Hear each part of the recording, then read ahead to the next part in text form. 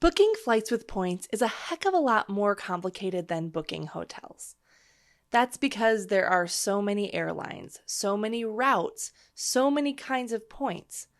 But just because it is complicated, it doesn't have to be hard. In fact, I'd argue that thanks to newer tools, it's easier than ever to book flights with points if you avoid common mistakes and know where to go. And that's what we're going to talk about today.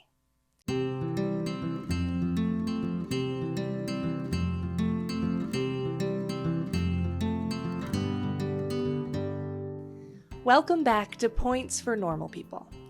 I'm Katie, and I'm here because I know that travel costs add up, especially for a family. But I believe that travel isn't just for the rich. That's why on Points for Normal People, I share the tips and tricks that my family has been using for over a decade to help you use your everyday expenses and credit card welcome offers to supercharge your travel points so that you can pay for entire vacations every year. I booked my first flight with Airline miles in 2006. I had opened a United credit card because I saw that the welcome offer could get me a round-trip ticket to Europe. Then I used those points to book a multi-city itinerary. I flew from LAX to Frankfurt, where I traveled around all the way to Italy and back, then continued on a flight from Frankfurt to Zagreb, Croatia. Then a week later, I flew back to LAX. I was and still am pretty proud of this first redemption. In some ways, the way I searched for this flight is the way I still search, but thanks to a variety of new tools, it has become even easier to redeem points for flights. But I still see a lot of mistakes and pitfalls that end up costing people time and money and points. So let's talk about those pitfalls and how to avoid them. Next week, we'll talk about specific sweet spots for flights that you can book with Chase Ultimate Rewards points. Chase points can be transferred to 11 airlines, at least as of right now in July 2024. So that means you can take 1,000 Chase points and transfer them to United, and you'll have 1,000 United miles. Or you can transfer them to Air Canada Aeroplan or to Flying Blue, which is the loyalty program of Air France and KLM. Each airline has their own method for determining the cost of an award ticket, and each airline flies different routes. And so the options can start to feel dizzying, but I promise you can learn this. Let's start with a brief background into how airlines price tickets with points or miles. These methods can generally be divided into two categories: fixed award pricing and dynamic award pricing. Fixed award charts is a more traditional way of pricing flights with points and miles. It is often a chart that you can look up that will show exactly how many miles an award redemption will cost. Some airlines fix award prices by distance flown, and some use a chart based on regions. If it's distance-based, it just adds up the distance you're flying and prices according to that. If it is a regional chart, it will vary by your departure and your destination cities. And the routing that the plane takes may not matter as much, like between North America and Africa, for instance, would have one cost, and North America and Europe would have another cost. Sometimes airlines add another layer of complexity by varying their award charts by season. Now, one big plus of a fixed award chart is that it is predictable. You can set a goal and start saving for it. Typically, though, with a fixed award chart, only a certain number of seats are available to book with points and miles. If those sell out, you won't be able to book on that flight. And sometimes airlines change those prices with little to no notice. This just happened, for instance, on the 4th of July, when British Airways changed their award chart and made it so that when you redeem your British Airways Avios, as they are called, on the U.S. airlines that they partner with, which is Alaska and American, those now cost more Avios. It did seem ironic for them to do this on the 4th of July, but that's how it was. A fixed type of award chart used to be the most common, but it is becoming less and less common. Instead, more airlines are switching to dynamic pricing. Dynamic award pricing is just that, dynamic or changing. You're used to dynamic pricing for airline tickets because that's how all airline tickets are when booked with cash. They fluctuate from day to day with demand, and a flight that costs $100 one day may go up to $300 the next day. We don't know when and whether a flight price will go up and down. Essentially, the airline is just trying to maximize their revenue while also filling all the seats in the plane if possible. For a mini history lesson here, this wasn't always the case. Before 1978, airline routes and pricing was highly regulated by the US government. The Civil Aeronautics Board set prices, and the prices were very high. In inflation-adjusted rates, the cost to fly from Boston to LA in the 1940s, for instance, was over $4,500. But when competition and deregulation was introduced, prices really came down. Dynamic award pricing works the same way as dynamic pricing in cash. The number of miles required to purchase a flight could and does fluctuate, and what's 60,000 miles one day may be 30,000 miles the next. Sometimes, like with Southwest Airlines, they use dynamic pricing, but the cost in points is strictly tied to the cost of the ticket in dollars. In this case, your miles or your points are always worth roughly the same ratio. For many other airlines, however, the dollar and miles price is not necessarily correlated, and the redemption value of a ticket will vary from day to day. It can be harder to plan out how many miles you will need to save for a trip because prices can and will change. Typically, when airlines switch to dynamic pricing, people who fly business class will see much fewer deals, but occasionally economy class flyers may have some opportunities for cheaper flights. The last little bit of background information you need to understand before we move on here is the basics of airline alliances. Airline alliances are partnerships between airlines worldwide. Most of the major airline carriers are part of one of the three alliances: oneworld, SkyTeam, or Star Alliance. Some airlines also have additional partners that are not in their overall alliance. So what does this mean if you're booking with miles? That you have more options. Let's use United Airlines as an example. United Airlines is in the Star Alliance, and through that has partnerships with airlines such as Asiana Airlines, ANA, and Lufthansa.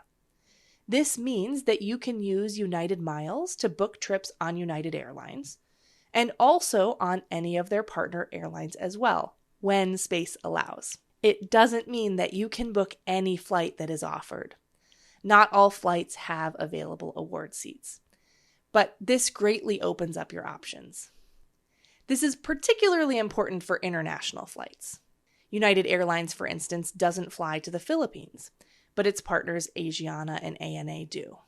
This also works in reverse. If you have miles with Turkish Airlines or Asiana or ANA, you can use them to book on a flight within the US on a United flight, since they are partners through the Star Alliance. These are the layers of complexity that start to feel overwhelming, but with a few resources, it will be easy to narrow down your search and strategy. One of the major developments in the past 5 years or so is new tools that allow you to search multiple airlines at once for points redemptions. Tools keep popping up, so I haven't always tested all of them.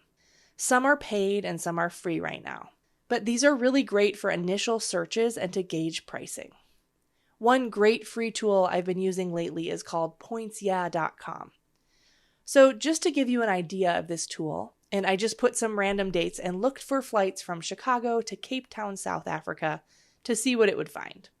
And it came back with these options when I narrowed it to looking with Chase points specifically. And these are one-way prices. For the lowest price, it comes back with Emirates for 38,000 points plus $300 in taxes. Then it shows KLM for 40,000 points plus $168. Then it shows using United Miles as an option to book onto Ethiopian Air for 49,500 miles plus $7. Now, in my quick search, I couldn't find any return tickets on KLM for a reasonable price. So let's say you use this tool and you booked KLM there and United back. and your total is 90,000 points and about $200 in taxes and fees. So now you have 1 point of comparison. Overall, that's great, right? You can get round trip to South Africa for just $200 out of pocket if you have saved up enough points. And if you are following my 3-year plan, after just a year and a half, you'd have enough points for this for a family of 4. But as a quick side note, I want to mention that there is a lot of emphasis in the points creator world put on the need to transfer points to airline and hotel partners to get better value from your points. But this isn't a hard and fast rule. I do think that it is true that you should understand how and when to consider transferring points rather than redeeming them through an option like Chase Travel. But there are reasons to do it, and there are other reasons to not do it. We'll discuss both today.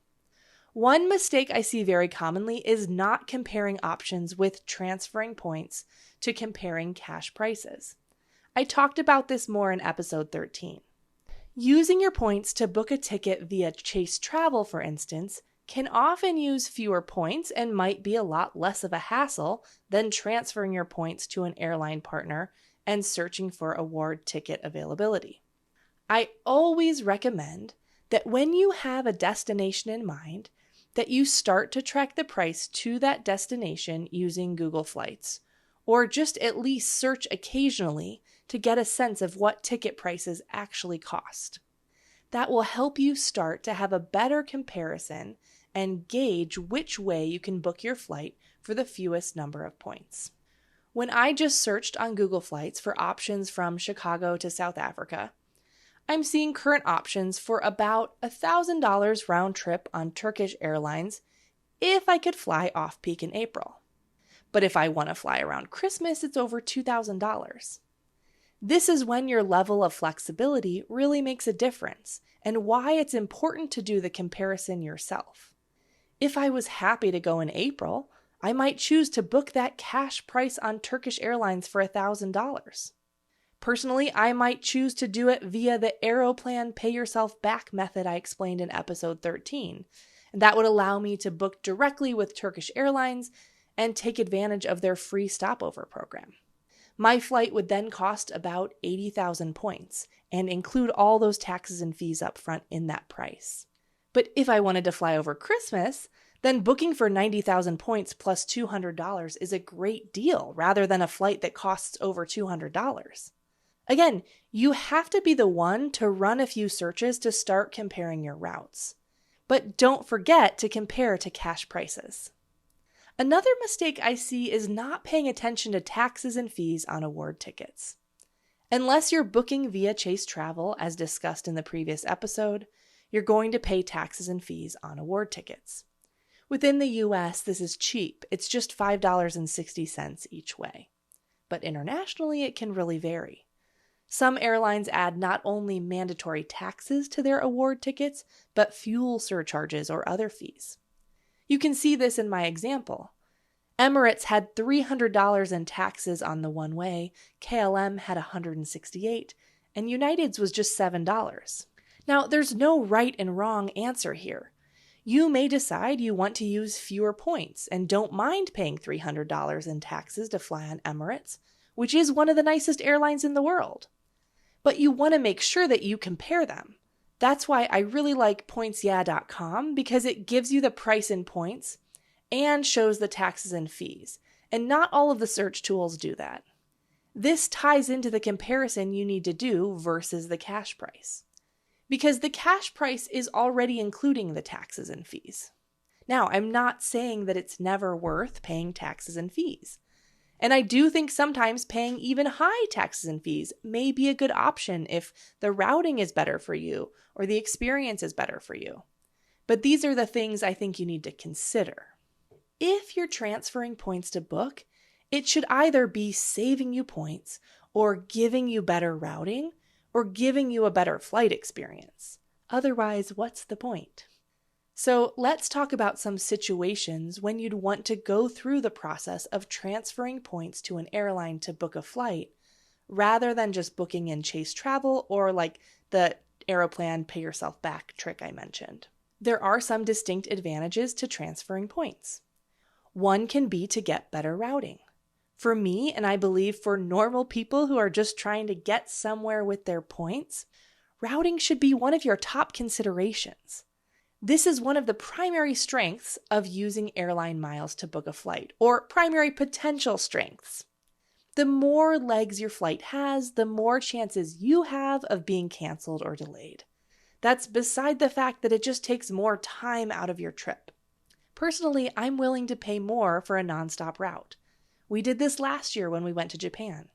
We had booked a Sail Award flight to Japan and it was cheap.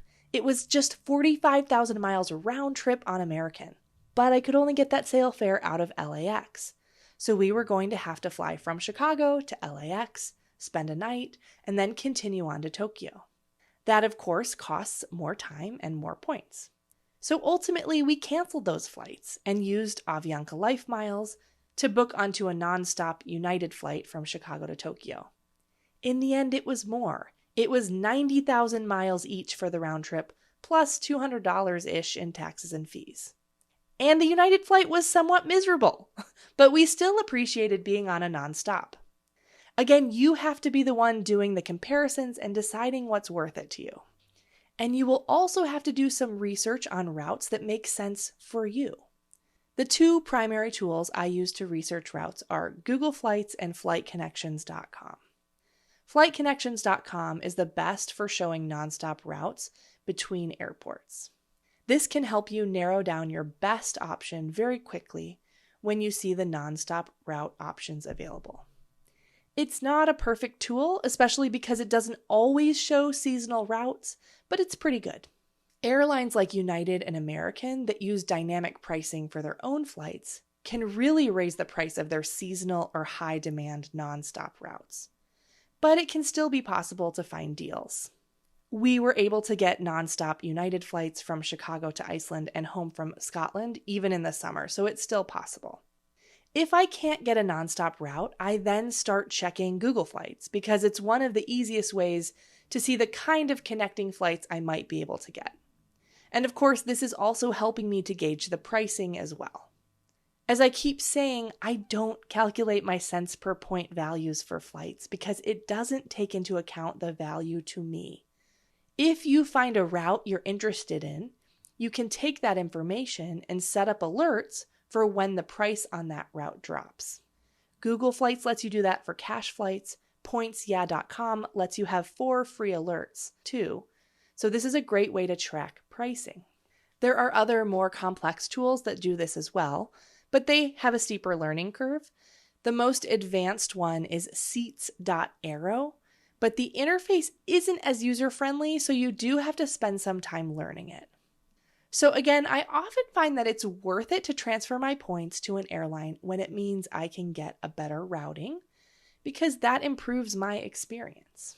It can also upgrade your flight experience to transfer points, and not just by booking business class. Especially on international travel, the flight experience can vary a ton based on the airline. When we flew United to Japan, the seats were small. Other Asian airlines that fly to Japan have 3 more inches of legroom in economy. We hadn't planned far enough in advance, unfortunately, to book on those other airlines. So that's why booking in advance can really help too. So if you're looking at some options that are roughly similar, it can be worth looking at a tool like aerolopa.com in case the seats are actually very different. Because frankly, we realized later that economy on JAL would have had the same legroom as United Premium Economy. Or as another example with routing, booking a flight to Europe with Flying Blue can be a good option, and it's discussed a lot in the points world because their pricing in points is fairly low. But if you don't live near an airport that's served by Air France or KLM, this redemption might not make sense to you. Or if you're going to Spain and your airport has a nonstop to Madrid, you'd want to look at that first because it's more direct. Besides nonstop routing, booking with airline miles can also open possibilities for free stopovers or ways to add additional cities to your flights for no extra cost. We'll talk about this next week when I go over more of the sweet spots for booking flights with Chase points. Another strength of booking with airline miles especially overbooking with cash or in Chase travel, is flexibility. This will depend on the specific airline program, but this is a huge improvement we've seen over the last decade. More flexibility for changing and canceling airline tickets you've booked with points. For the major U.S. airlines, United, American, Delta, and Southwest, you can cancel or change a flight you've made with points and get your points right back for no extra fee. Now, this isn't true of every airline, though, so if you're considering transferring your Chase points to a certain airline to book a flight and you're not sure you're going to take that flight, you'll want to be sure you understand their cancellation policies. Flying Blue, for instance, charges €70 to change or cancel an award ticket, so that can really add up for a family. But even €70 per person is better than losing your plane tickets if you change your mind, because when you book a cheap cash rate, it's usually non-refundable. Besides just some additional flexibility, you often get a few basic perks with booking airline miles that you don't get on the lowest cash fares. So booking a United award ticket means you get free seat selection and a carry-on bag. The cheapest United tickets otherwise with cash are basic economy. But these, again, are cash only and they're really restrictive. They don't include seats or even a carry-on. Now, since this has been a broad overview, let me just review the key points here. Booking flights with points is really, I believe, the biggest learning curve due to how many options there are and how different they are. So, big point number one, earning flexible points like Chase Ultimate Rewards are going to give you the most options when it comes to booking award flights. You'll be able to book through Chase Travel if you find a cheap cash fare and want to incorporate your taxes. You'll also be able to transfer to airline partners if you find a better routing or better flights that way. Quick caveat to say that there are some situations when earning points directly with an airline will be another really great, even the best option, I'd say. For domestic flights, we personally pretty much always fly Southwest due to the amazing Companion Pass deal. And I'm pretty much always stockpiling American Airlines miles with their American Airlines credit cards. But this season is about Ultimate Rewards specifically. If you want more information on other ways to be earning points for flights, I'll link a few more resources in the description. The first thing I will link is my free course. In this, I have more information on booking flights with points and even a sample search. That's at learn.katiestraveltricks.com. Next resource are the regional guides on my website. We are in the process of adding more of these until we've covered every major region in the world. Right now, we have Hawaii, Europe, Japan, and Southeast Asia. Our Africa guide will be ready any day, and Australia and New Zealand are next. With these guides, our team has done almost all of the comparison work for you. So you can go on there and see the actual cost of booking flights with different programs and the actual cost of taxes, so you can quickly do a side-by-side comparison and know where to start your search. We also highlight strategies we recommend for the average person, including which exact cards you could open to earn those points. If you've tried searching for information on the best ways to book flights to any given region on points, you'll find that pretty much every article focuses on business class. I really wanted to build out comprehensive resources for economy class, since that helps us personally stretch our points so much further. And it is also so much easier to book economy since there's always a lot more available seats. It was also really important for me that the guides include screenshots with actual taxes and fees for round-trip flights, because those taxes can vary so much by airline and even on the direction of the flight. So if you have a certain goal in mind, those guides are a great place to start to figure out the easiest ways to book it with points. Next big point here, it's best to compare using points for a cash fare with transferring points instead of just assuming that one is best. Some easy tools to compare would be, first of all, Google Flights for cash fares. For award flights, I'd recommend starting with pointsyeah.com because it is free even though it doesn't include all airlines. It also lets you set a few free alerts. If you want more advanced options, you can look at seats.aero, which is $10 a month. You don't really need a paid option like that unless you're actively searching or if you want to have a lot of alerts set up. Remember that the best flight deal isn't a simple cents per point calculation. Personally, we value routing as our highest priority. Booking a nonstop route is worth a lot to us. If plans aren't set in stone, my next priority is free cancellation. If we really are set on a trip, I will skip over cancellation costs because I know that if I cancel for an unexpected covered reason like illness, my credit card trip protection kicks in. After that, I typically prioritize overall cost out of my pocket, weighing points and fees. If cost is similar, I move on to airline quality and inches of legroom. But for us, that's towards the bottom of the list. We'd rather book a non-stop and we'd rather book a cheaper option than prioritize what is ultimately just a few hours of comfort on a plane. And yes, sometimes it is uncomfortable. Our United flight back from Japan was pretty uncomfortable. We're a tall family. My husband is 6'3", I'm 5'8", even my 11-year-old daughter is already 5'5". But we survived. And I think it was still better than having to take multiple connections for a cheaper flight on American. Your priorities may be different, and they may change over time or based on the trip. So let's talk about what you can do for actionable steps today. If you have a trip goal, this will be easier. If you have a goal, I'd recommend that you take some time to make some notes of your options. If it is one of the areas that we have a guide on, that should make it easier. If our site hasn't covered the area where you want to go, send us an email and we will add it to our list to make sure we cover it in depth soon. But either way, run a few searches on pointsyeah.com and Google Flights to just start to get a sense of pricing. Run searches on a few different seasons to see if there is any major differences. And just make a note so you can know what to expect. You can also download my Travel Points 201 guide, which has screenshots and more information on transferring points from a bank to airlines or hotels. Or for more in-depth information, check out my course at learn.katiestraveltricks.com. If you're new to listening, welcome. I'd also encourage you to go back and start from the beginning of season 1. I'm preparing these episodes to be listened to in order so that all of the information builds on other information to reduce confusion as much as possible. Thanks so much for being with me today. I can't wait to see you next time where we will continue to unlock these secrets of travel points together.